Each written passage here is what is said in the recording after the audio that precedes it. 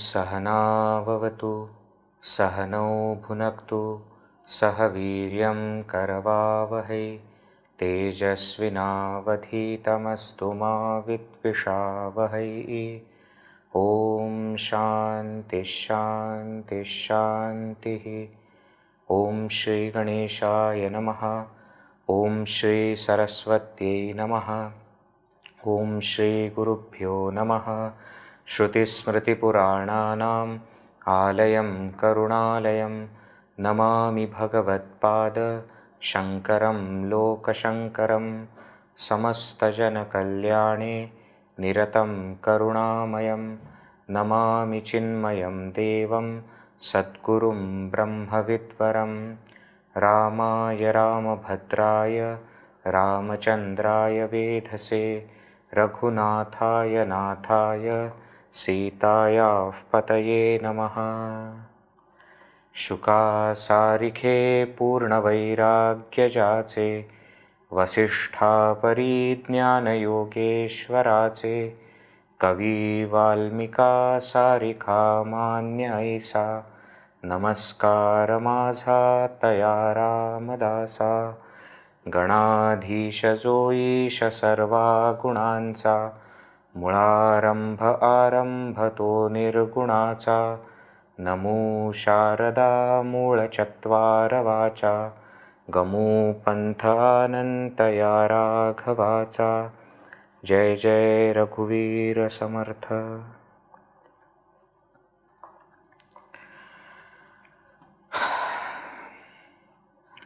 So in the last session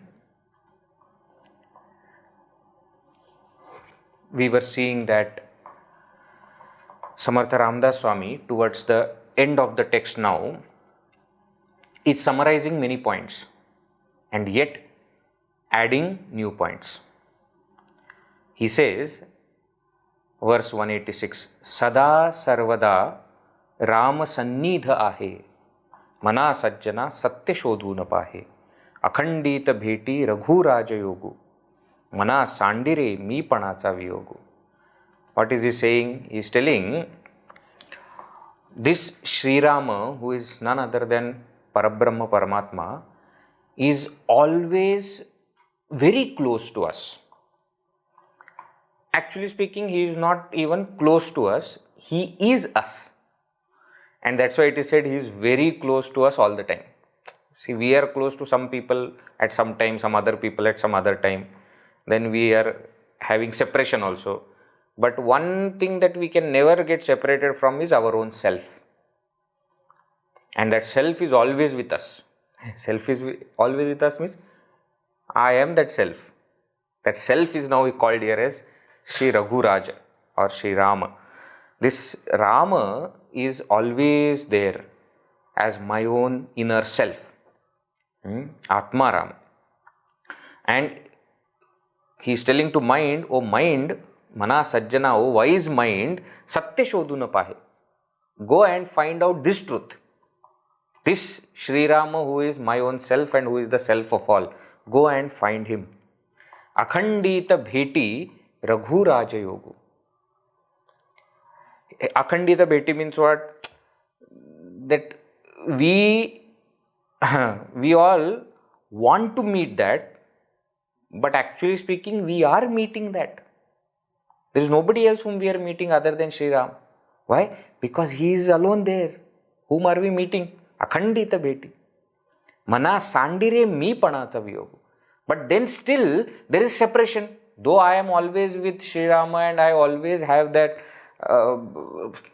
Shrirama as my own self, always close to me, why I don't experience it? That viyoga, separation, has happened because of the ego that has arisen, because of the identification which is created, this Jiva Bhava that is created, that says this is I am, this body, mind, intellect.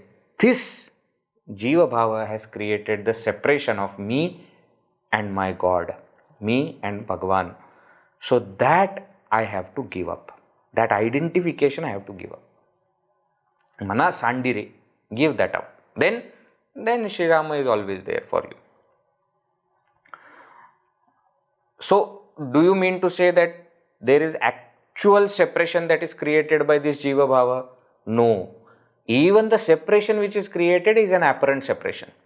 Bhute Pinda Brahmanda He Aikya Hai. Even the so-called difference that I am individual and there is something called as total. All the individuals put together become total. So this individual is called as Jiva, the total is called as Ishwara. Even this distinction is created by this Jiva and is false. There is no actual distinction. There is Aikya. Aikya means oneness, identity, not identification. Identity is there. Aikya hai. Pari sarva hi swaswarupi nasa hai. And the identity is so real, so absolute, that even this distinction, this Jiva and Ishwara, or this Vyashti and Samashti, this individual and total, these concepts also are not there in that self. Generally, when you want to say that two things are identical, what we actually mean is there are two separate things but they are similar to each other. We are not saying that Jiva and Ishwara are identical. You can't even say that Jiva and Ishwara are having identity. What we actually mean is there is no separation of Jiva and Ishwara, there is only one thing. So the concept of individual and total does not exist in that self. That is the absolute truth. We are not showing how two things are same. Carefully listen. What I am saying, we are not showing that two things are same. We are saying that there is only one thing. The appearance of two is imagination. The appearance of multiplicity, plurality, is an imagination. There is only one. Mana bhasale sarva kahi pahave. So all other things are what? Are only imaginations of mind. Pari sanga soduni sukhi rahave.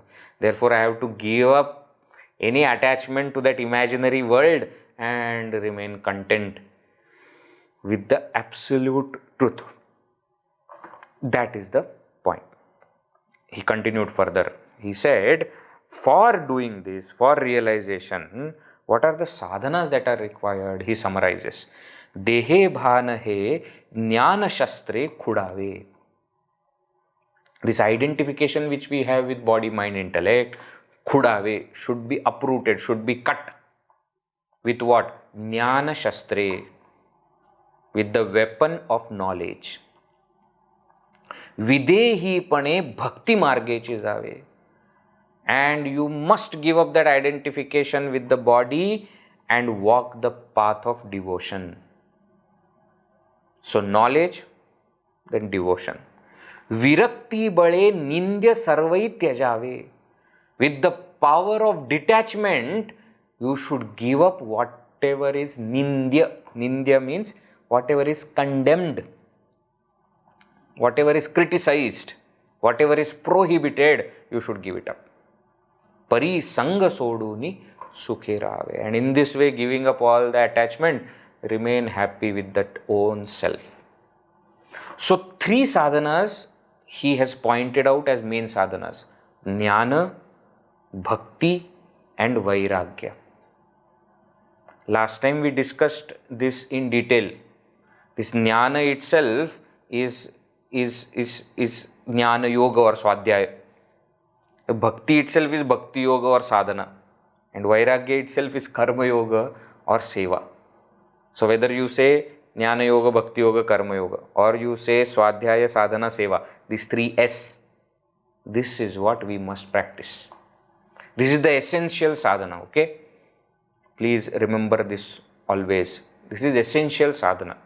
They are not three different things. They are three complementary things which are to be practiced together. When you strengthen one, the other two will get strengthened automatically, and three of them have to go together further. So Jnana, Bhakti, Vairagya, or Bhakti, Jnana, Vairagya, whichever order you say, that does not really make any difference. But these are the three essential sadhanas. And using these three sadhanas, you have to realize that self. What? Mahi nirmili deva to olakhava. You must recognize that God who has created the entire world, entire earth. Jaya pahata moksha tatkala jiva. Seeing whom, realizing whom, Jiva will get instant liberation. Tatkala. At that very moment. Jivan mukti. Not later. That, oh, you do this now, then after you die, you will get liberation. No, no, no. Tatkala, at that very moment. The moment I see that Bhagavan, the moment I see that Supreme Consciousness as my own self, I see doesn't mean I will see with eyes. I see means what? I realize that the God in me is the self in me, and it is the same self in every single one.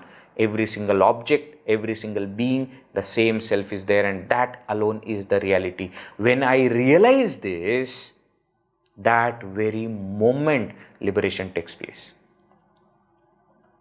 Taya nirguna lagi guni pahave. Then what? Then that nirguna nirakara Brahma should be seen through every single saguna rupa that you see. The realization becomes so perfect that you just do not stay with I am Brahman. No, I see that Brahman everywhere. You say Brahman in me is the same Brahman everywhere. Tulsidas ji will say that Shrirama mein sab jaga jani. I see only Sitaram everywhere. Okay. Mirabai will say only Krishna is there. There is nobody else. So that nirguna is seen everywhere in every saguna, in every form, in every name, in every object, in every being. That same Paramatma is experienced, and that way parisanga soduni sukhirave. You are giving up the detached, you are giving up the worldly view, you are giving up the imagination, you are giving up the ignorance, delusion and delusion created world, and sukhirave, you are staying content in that Parabrahma. Nave Karyakarta. Now when you speak of this Brahman from its own standpoint, Nave Karyakarta, it is not the doer of anything. Nave Srishti Bharta is not even the sustainer or creator or dissolver of the world. Parehu na Parta is even higher than that high Maya. Sa Kashtha, Sa Paragati is said. No, everything has got Taratamya Bhava. There is a comparative and superlative degrees are there. Indriyebhah parahi arthaha arthebhyasya param manah manasastu para buddhi buddhiratma mahan parah mataf param avyaktam avyaktat purushah parah purushat na param kinchita sa kashtha sa paragati. Kathopanishad says that there are these higher things. Objects are higher than the senses, then the mind is higher than the objects, then the intellect is higher than the mind, then that individual mind, there is total mind or total intellect. Than total intellect, Maya is higher. Higher than the Maya is that Supreme Consciousness Brahman, and there is nothing higher than that. Sa Kashtha, it is the limit. Sa Paragati, it is the absolute truth. So Parehu na Parta, it is higher than that Maya also. Na limpe vivarta. It is not even touched by that vivarta, by that imagination of the mind, by that Maya. It is not even touched. Maya has created such a vast world, but that Maya and its creation does not even touch Brahman. Taya nirvikalpasi kalpita jave. That nirvikalpa you should see in kalpa, in kalpita also, in the imagined world also. Pari sanga soduni sukhe rahave. Thus, give up all the attachment to the world and remain content with the self. Now, verse 191 onwards, he continues this final thing that he is trying to tell. Let us see. Verse 191. We have to say 191 today. देहे बुद्धीचा निश्चयो जाढळेना तया ज्ञानकल्पांतकाळी कळेना परब्रह्म ते मीपणे आकळेना money शून्य अज्ञान हे मावळेना. जय जय रघुवीर समर्थ. In this entire section we see again and again Samarth Ramdas Swami is bringing one point, that as long as there exists ego, there exists identification with the body, mind, intellect, the realization of Supreme is not possible. If we little bit think about why is he saying this so many times, see, you say it once, twice, okay, but so many times he is telling the same point. See here also, dehe buddhicha nishchayo ja dhalena. One who does not give up the identification with body cannot have that supreme knowledge. Little bit think why Samarth Ramdas Swami is saying it so much.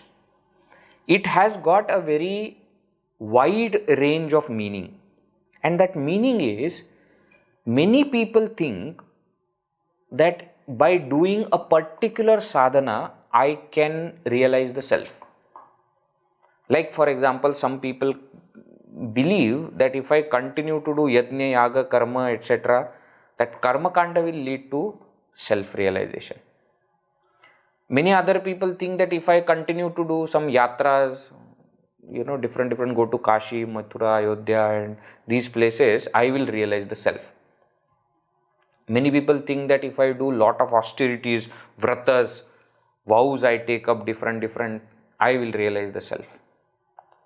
Many people think that if I chant Bhagavan's name, I will realize the self. Veji, will I not realize the self by doing all these things?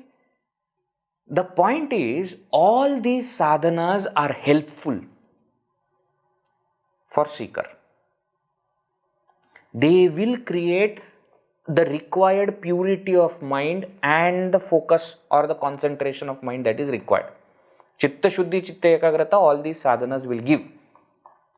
But the self-realization cannot happen unless I listen to Vedanta, I reflect on it, I meditate on it and remove that identification with the body. Unless I do that, I will not be able to realize. Many people also think that if I attend many classes and I study all the Upanishads, Bhagavad Gita, etc., I will realize. See, all of that will help. Nobody is saying no. Nobody is saying do not do vrata, do not do tapas, don't go for yatra, don't do japa, don't listen. No, all that is good. But as a seeker, we must know, we must understand that all these are necessary but not sufficient. After this, what am I supposed to do? All this knowledge that I have gained has to result in practically giving up identification with body, mind, intellect and actually realizing that I am Brahman. This is absolutely necessary. Without this, Shankaracharya in Aatmabodha says that if you do all other sadhanas but do not gain this final realization that I am not the body, mind, intellect, I am Brahman, then realization will not, then liberation is not possible, mukti is not possible. He says like what? Like a pakasya vannivat. He gives example of like fire for cooking. You do all the other preparation. You cut the vegetables and take all the masala and put a vessel, put oil in it, put all the masala, in it, and then cut vegetable also is put, and then wait. Wait for what? Wait for cooking to happen. Will cooking happen? It will not happen unless you light the fire under it. He says that lighting the fire is necessary step. Not just necessary. Once you light the fire, sufficient also. Whatever preparation is required is before that. If you do everything but do not give identification, do not give up that identification, then realization will not happen. Liberation is not gained. And that is why he brings that topic again and again. Please don't feel that, hey, what is this? Again and again, same point, same point. That is because the prevalent knowledge that people have, that if I do this, I will get liberation. If I do that, I will get liberation. There are many people know they are having registration for liberation. Do you know this? Do you know you can register yourself for liberation? You can book your seat in the heaven, etc. And then you can even get liberation by paying certain amount of money. If only the liberation was so simple. But we study Shastra, we understand that liberation is not possible by all these things. He says, such a person who has not given up identification with body, taya jnana kalpanta kali kalena. He may even wait till the end of the kalpa. End of the kalpa is end of the lifetime of Brahmaji, or end of the day of Brahmaji. That is 1000 Chaturyugas. We are in one Kali Yuga, like that 1000 Kali Yugas have to go. And of course other Yugas also, 1000 times. A person may wait for that, even then he will not get liberation. Unless he gives up the identification with body. Parabrahmate mipane akalena. That Supreme Brahman cannot be gained with mipana, with the identification, with that ego. If ego is there, Brahman is not realized. Ego has to end. There is absolutely no two ways about it. No, but we just look na. There may be some way. No. There is no way by which ego can remain and realization will happen. There is no way. Ego has to end. Mani shunya ajnana he mavalena. Why? Because unless that ignorance is destroyed, how will realization happen? And for ignorance to totally go, ego has to go. That's a necessary step. As long as ego is there, suppose you say, I am Jiva and I am going to destroy ignorance. Oh, very good. So you take knowledge and you destroy ignorance. Now what? Now I have destroyed ignorance. As long as that I is there, ignorance is not gone. Jiva bhava is still there. And Jiva bhava is result of ignorance. You may think that you have ended ignorance, but you exist as that Jiva. So long ignorance exists. Ignorance exists means knowledge has not completely happened. Knowledge has not completely happened means liberation cannot happen. Jiva bhava has to end. Okay? Yena tyajasi tat tyaja. That Jiva using which as a seeker you are destroying everything else. You are detaching from everything. That Jiva bhava also is to be given up. I don't know how many of you have seen Harry Potter movie, but in the last few chapters of that 7th book, 8th movie, the topic comes that Harry has tried everything to destroy the Voldemort, and that villain's soul is present in so many other objects and he has destroyed every single object. Now what remains between him and his villain is nothing. And at that moment, realization dawns on him that if I have to kill the enemy, I have to die. Unless the ego dies, ignorance cannot be destroyed. And when he realizes that, he surrenders himself, does not fight, does not retaliate, and Voldemort tries to kill Harry, but ends up killing that Jiva, killing the individuality, and Brahman remains intact. Once that Jiva Bhava is gone, ignorance is gone, realization takes place. In Bhakti Yoga, Jiva Bhava or the ego is to be surrendered at the first step itself. In Jnana Yoga, surrendering of ego comes as the last step. Why? Because in Jnana Yoga, you as the Jiva are carrying out all the sadhanas. And therefore, after doing everything, then what? Then you go there and surrender yourself.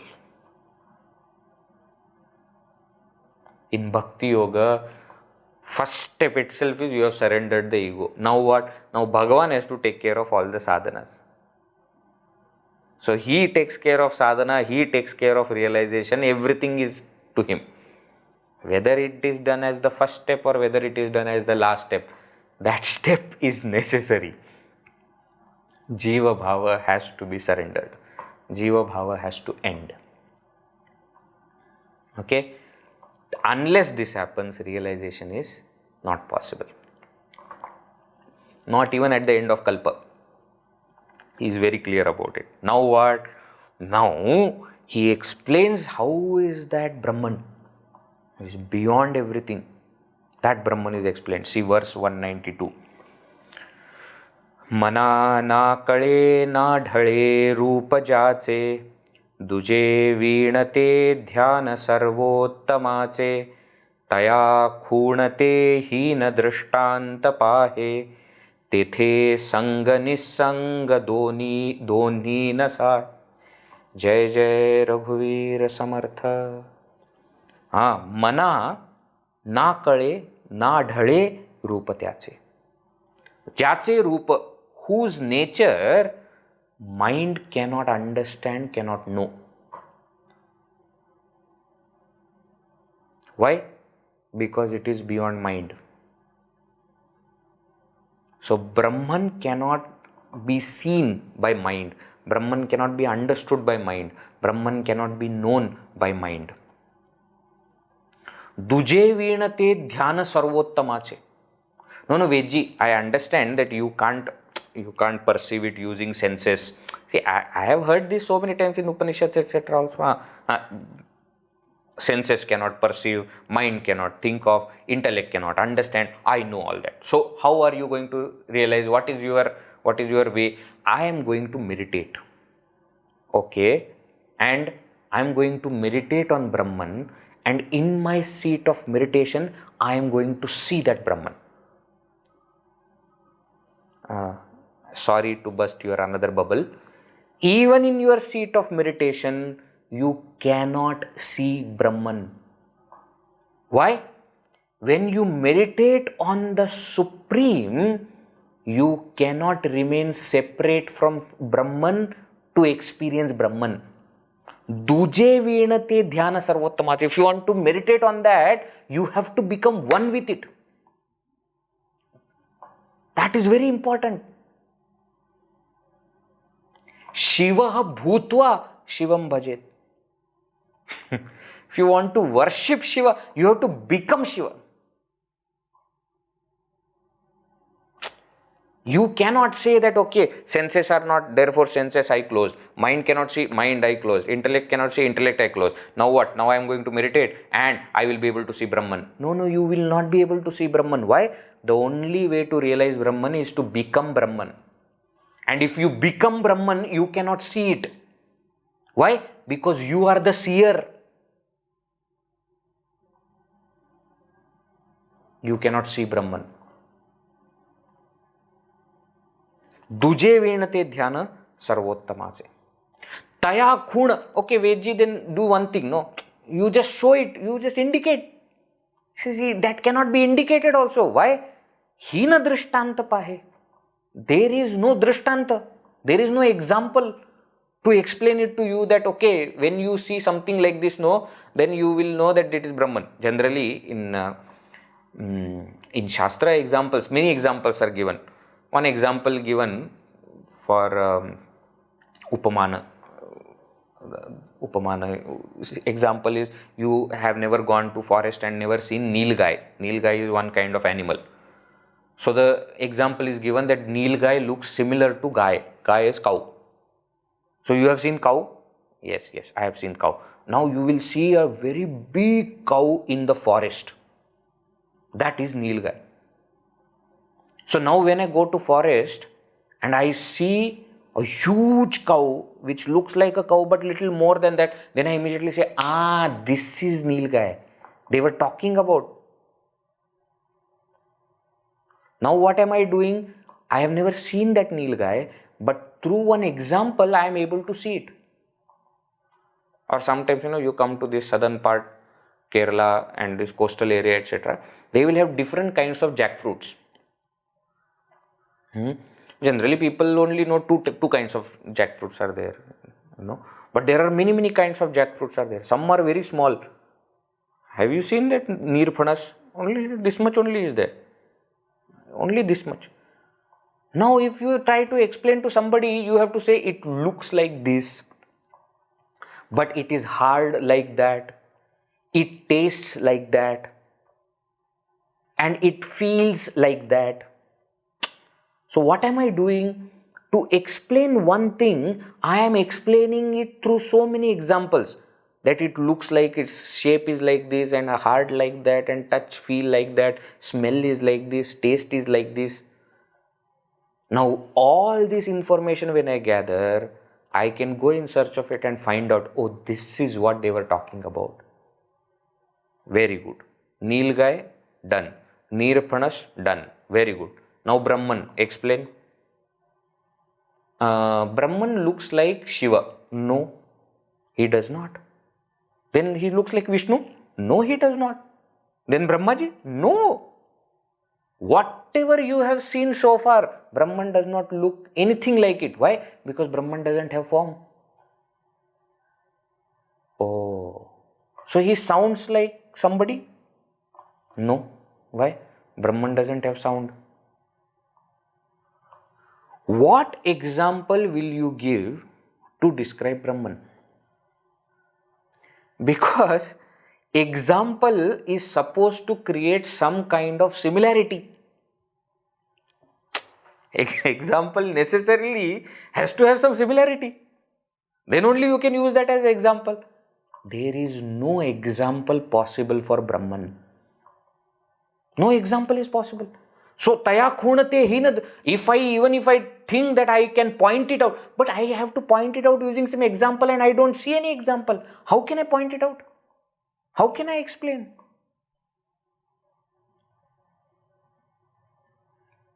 So the only thing I can say is, not this, not this, not this, not this. Now whatever remains, that is it. But what is it? Don't ask. How is it? Don't ask. Veji, what is this? You are not telling anything. But can't be told. But then how will I? Just walk the path. Continue. You will get it. You will get it yourself. Are you understanding? Taya khunate hina drishtanta pahe. Tethe sang nisanga doni na sahe. There in that Brahman, there is no sanga, there is no nisanga, there is no duality, there is no non-duality also. Nothing is there. So the Upanishads, the Shastras take recourse to this technique of negating because it cannot be explained positively. You cannot say this is Brahman. You cannot. Why? Because if I can explain it as this, it will become an object, and Brahman can never become an object.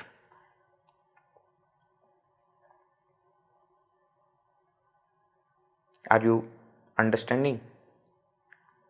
No, we just give some example. That is the whole point. You can't even give example. Everything else in the world can be described. At least to some extent it can be described. It may not be, you may not be able to describe it exactly, but to some level you can describe it. Brahman, no. So the only thing that is possible about Brahman is that it does not have any form, it does not have any qualities, it does not have any akara, it does not have any shabda, sparsha, rupa, rasa, gandha, it does not have that, it does not have, does not. That is the only thing that can be said. That is the highest Brahman. He continues, very beautiful. So, can you say Brahman is Advaita? No, it is not even Advaita. But Vedji, that means Advaita is wrong. No, Advaita is not wrong. But Brahman cannot be even called as Advaita. Why? Because even the word Advaita, you are speaking, what do you mean by Advaita? No second, no duality. Without a second thing. And that concept itself does not exist in Brahman. Why are you even calling it as Advaita? That is what he explains now in the next verse. Let us see. Verse 193. Navhe zanata nenata devarana naye varnita veda shastra purana navhe drishya adrishya sakshi tayacha shruti nenati antatyacha. Jai Jai Raghuvir Samartha. Navhe zanata nenata devarana. Neither knowledge nor ignorance can be there in that Deva, in that Supreme Bhagavan. In that Supreme God, there is neither knowledge nor ignorance. Janata means knowing. Nenata means not knowing. Means you cannot know Brahman, you cannot not know Brahman. Veji, now this is too much. What do you mean by that? You cannot know Brahman as an object. But you can't say that I don't know Brahman. Why? Because I am Brahman. How can I say I don't know Brahman? I am that. So, navhe janata nenata. Neither can you say I have knowledge of Brahman, nor can you say I am ignorant about Brahman. Because Brahman is me. Naye varnita Veda Shastra Purana. If Veda, Shastras, Puranas, if all of them also could not explain it, how can you and me will be able to explain it? How? We can't. Navhe drishya, adrishya, sakshi tayacha. Two ways you can understand this line. It says navhe drishya. It is not something that is seen, that is visible. Adrishya. It is not something that is unseen or invisible. Sakshi tayata. It is witness of the both. Or in other way you can also say it is the witness of the seen and the seer. Or actually further you can go, because now we are at the final stage. He says navhe drishya, navhe adrishya, navhe sakshi tayata. Is neither seen nor unseen, nor is it a witness. Because again you can call it as witness when there is something that it has to witness. Something can become sakshi when there is saksha, there is something that it is witness of. For Brahman there exists nothing that it is even witness of. So Brahman cannot be called as something that is seen, something that is unseen or invisible, nor can you call it as a witness. When you do Drik Drishya Viveka, when you distinguish between the seer and the seen, you say that everything is seen and there is one seer. But then you have to go a step further and say the seer is also not a seer. Why? Because there is nothing that the seer has to see. There exists nothing. What will it see? Rope is the seer of snake. Yeah, but for rope there is no snake. So is it a seer? No, it is not even a seer. That is Brahman. Shruti nenati antatyasa. And therefore the scriptures have not seen the end of Brahman. Have not seen end of Brahman means have not completely understood or explained Brahman. They cannot. They cannot. Nothing can. Now you know why realization is so rare. It's not easy. There are so many people who think that they have got Brahman. Understood. That famous dialogue, famous conversation is there in Kenopanishad. I have told many times that the student thought that he got it. Guru gave the knowledge, student thought he got it. So the Guru asked, did you get it? He says, yes. What? I know Brahman very well. And Guru replied, if you know Brahman very well, then you don't know Brahman. Why? Brahman cannot be known very well. Yadi manya se suvedeti dabhramevapi nunam tvam vetha brahmano rupam. Whatever you have knowledge of Brahman, if you think that you know it very well, then you have not got it. Why? Because you cannot get it. Viji, what is this? You cannot get it means you cannot get it remaining separate from it. You have to become Brahman to realize Brahman. And if you become Brahman, how can you say I got it? You can get something that is something else. No, then you can get it. If you are Brahman, how can you get the knowledge of Brahman? You cannot. You cannot. Now, listening to all these things, there is one question that is raised. Student is asking one question. Sadhaka is asking a question now.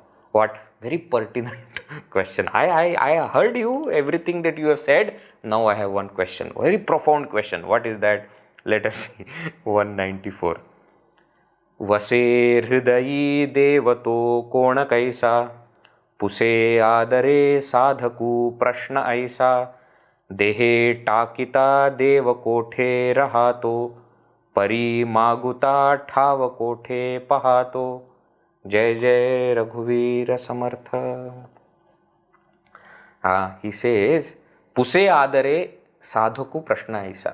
With lot of respect, sadhaka, the seeker, Prashna Puse, is asking one question. What? Actually is not one question, there are many questions combined together. What are they? Number one, Vase Hridayi Deva, you say that this Brahman which cannot be understood, which cannot be known as an object, which cannot be said as seen or unseen or witness, which cannot be explained completely by Shastras, everything that you said that Brahman stays in my heart. Vase Hridayi Deva Konato. Who is that? Kaisa. How is it? Who is that God and how is he? And when you give up the body, Dehe Takita Deva Kothe Rahato. Where does he stay? Okay, now he has a place, heart. He is staying in the body. When the body falls, when death comes, where does the God stay? Pari Maguta Thava Kothe Pahato. And then later on, how come he gets into another body? How is it that he takes birth again? In between what happens? Where does he stay? Now if you think about it, this question it looks like he is asking, if you see literal word, no, who is God that stays in heart? How is he? When the body falls, where does he stay?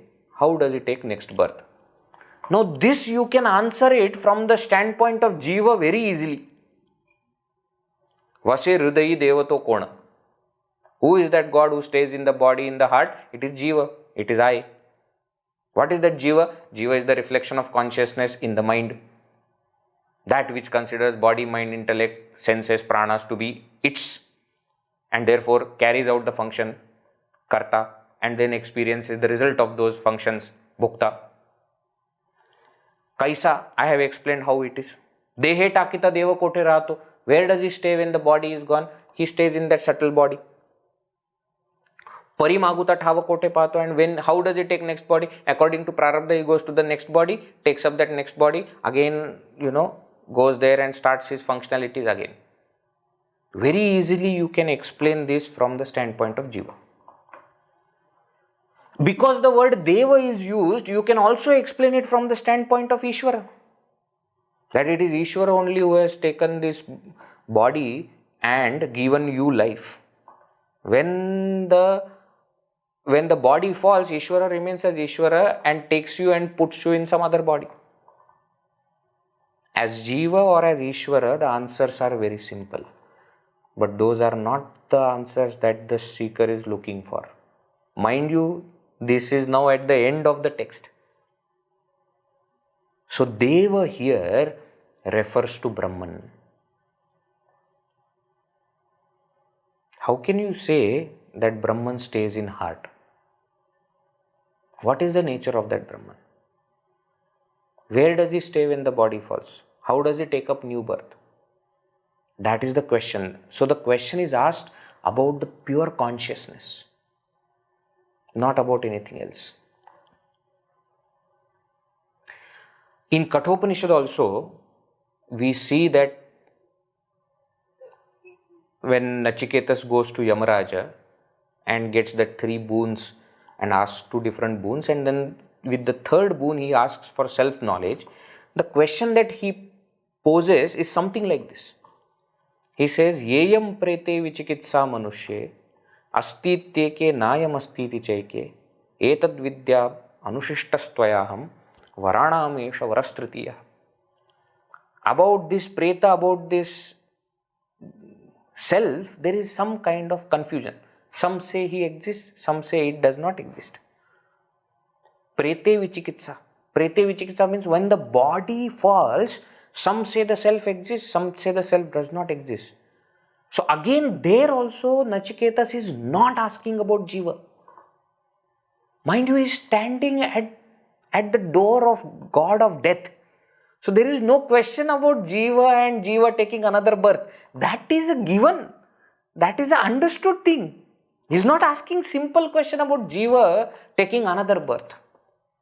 Where does Jiva stay in between the two? That's not the question that is asked. The question that is asked is about the pure consciousness. What is that pure consciousness? How can you say that he stays in heart? Where does he go? Does he go anywhere? Does he stay there? What happens? That is the question that is asked. And what is the answer? Answer continues, but one verse we will see. Just one verse. Verse 195. Now the Guru is answering. Sadhaka has asked question. Now answer comes. What? Vase hridayi devato jana aisa nabhache pari vyapaku jana taisa sada sanchala yetana jatakahi taya veena kothe rita thavanahi. Jai Jai Raghuvira Samartha. All those people who think that Manache Shlok is a very simple text, it explains nice goody things, all the best to you. Why? See what he is telling. Vase hridayi devato jana aisa. I will tell you, Deva, that God that stays in heart, resides in heart. How is it? I will tell you. Know it. What?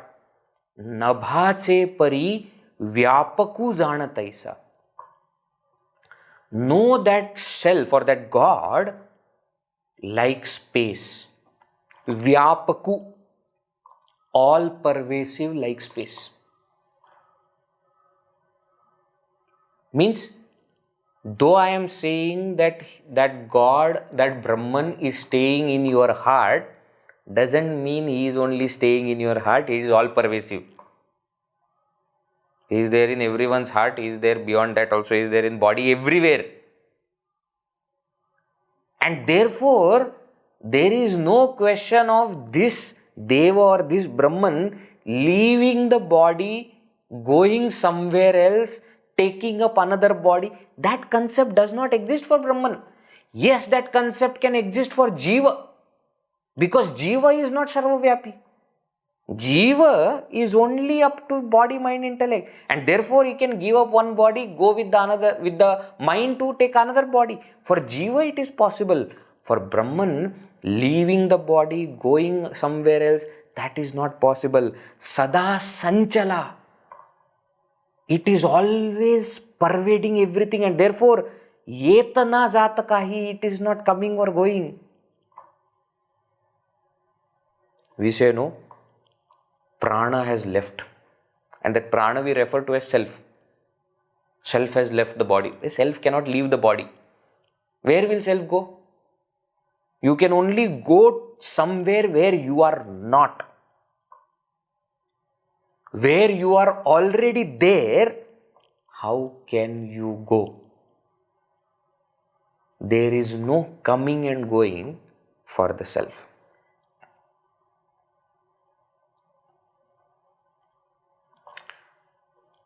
Just think, suppose I am sitting in this room and I can go from one place in the room to another place in the room because I am not pervading that portion of the room at the moment. So from this corner of the room, I can go to that corner. But now imagine if my body expands and I become so fat that I am present in the entire room. Okay, imagination. It is not going to happen, but imagine that my body expands, and therefore my stomach goes from one wall to another wall. My head has touched the roof. And not just one side of the roof, but the entire length of the roof. And my entire body has become filled in the room. Now, can I go from one place of the room to another place of the room? No, I can't move. Why I can't move? Because I am already there everywhere.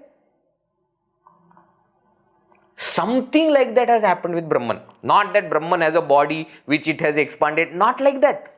But I am saying something like that has happened with Brahman. Because Brahman is already everywhere, where will it go? To go somewhere, Brahman has to be absent there. Brahman is already everywhere.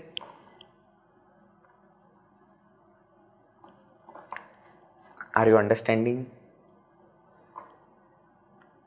So when you speak of that God, that Brahman residing in your heart, don't think that it is only in your heart. No, it is all pervasive.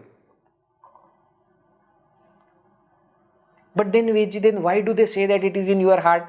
It is to say that you don't have to go anywhere to meet. It is right there in you. Why? Because it is everywhere. I can realize Brahman in the watch also. Look at Brahman. Ah, Brahman. I can. But if the Shastra says that realize Brahman in your watch, somebody may say, oh, I don't have watch, only my watch broke, and that. Many reasons one can give. What reasons will you give when the Shastra says that it is in your own heart? No, Vedji, actually no, my eyesight has become little dull. Therefore, I can't see Brahman. Why? Brahman is in watch. Fine. But it is in your own heart. You don't need good eyesight, good ears, or good nothing you need. So when it is said Brahman is in your heart, doesn't mean that it is only in the heart. See, that is the thing with understanding these concepts. Many times we say body is there, Inside the body, pranas are there. Inside the pranas, mind is there. Inside that mind, intellect is there. Inside that intellect, karana sharira is there. Inside that karana sharira, there is a self. Small dot. Panchakosha, I am understanding. Annamaya kosha, then pranamaya kosha, then manomaya, vijnanamaya, anandamaya, and inside that little Brahman is there. It is not like that. The subtler the kosha, more pervasive is the kosha. So Annamaya is only pervading this body. So where the body ends, Annamaya kosha ends. Pranas can go outside the body, and therefore they pervade little more than what the body can. Mind can pervade more things. See, sitting here, mind can go to some other place. What is more pervasive? Mind is more pervasive than the body. Isn't it? Many of you have already visited so many places during the class itself. Body is still sitting in front of the camera, thank God. Therefore, I also feel that you all are there and listening. But mind has already gone everywhere. But mind can only go to known places. Mind cannot think of unknown places. Then comes the intellect, which is so much pervasive, more pervasive than the mind, that it can go even to unknown places. More pervasive than intellect is Maya, which has reached every nook and corner of the world because it has created the world. And then we come to Brahman, which is even more pervasive than Maya. So don't think that pranamaya, manomaya, annamaya, pranamaya, manomaya, vijnanamaya, anandamaya, inside that little Brahman is there. So when it is said that Brahman resides in your heart, so pumping, blood pumping heart itself is this much. Now inside that how much self will be there? It is not. Inside doesn't mean that it is some small thing. Inside means it is more pervasive. Subtler it is.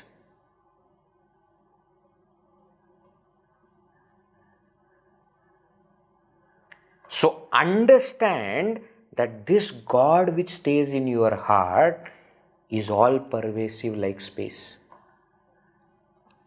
Sada sanchala. It is already present everywhere. Yetana jata kahi. And therefore it has no concept of coming and going. Jiva, you can say, has come and go and come and gone. You can't say like that about Brahman. Even in the dead body, Brahman is there. Even when it is burnt and ashes remain, even in that ash, Brahman is there. Brahman cannot not be there. It has to be in everything. It is all pervasive. Taya veena kothe rita thava nahi. Actually, taya veena, without it, kothe rita thava, nothing can exist. There is no space that exists where it is not, where the Brahman is not there. If there is no Brahman, that space, that place itself is not there. This is the answer. So it may look like the question is asked about Jiva or Ishwara, but no. From the answer it becomes clear that the student is asking about that supreme Brahman, not about the individual, not about Jiva or totality Ishwara, no. That essential consciousness, that is what the question is asked about.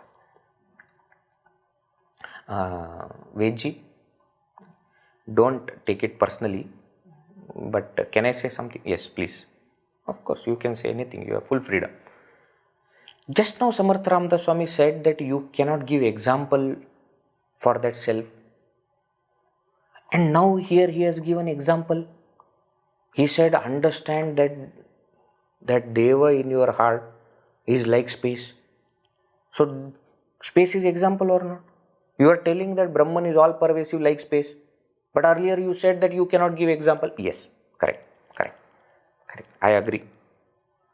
But understand, the teacher is telling the student to understand, and understanding cannot happen without example.